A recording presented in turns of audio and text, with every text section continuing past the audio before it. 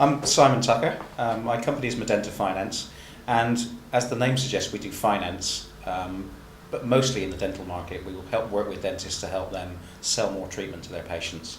The big benefit to me, having taken over the finances and working with ClearVision on the accounts, was one, they've never made me feel stupid about the questions I've asked, but most importantly, ClearVision is proactive and they ask me before I have to do anything. So whilst I have set a day aside a month in my diary to actually sit down and do the accounts to make sure I send them to you and I send them to the bank, send them to ClearVision and send them to the bank.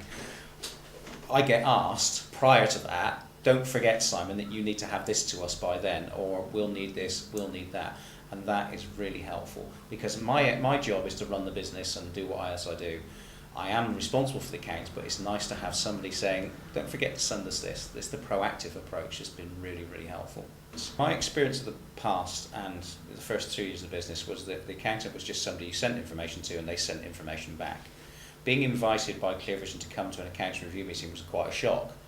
And I said, what's this about? And the team said, well, we want to go through what we've done with you and allow you to ask all the questions that you might want to ask and make sure you're happy with it before you actually sign it.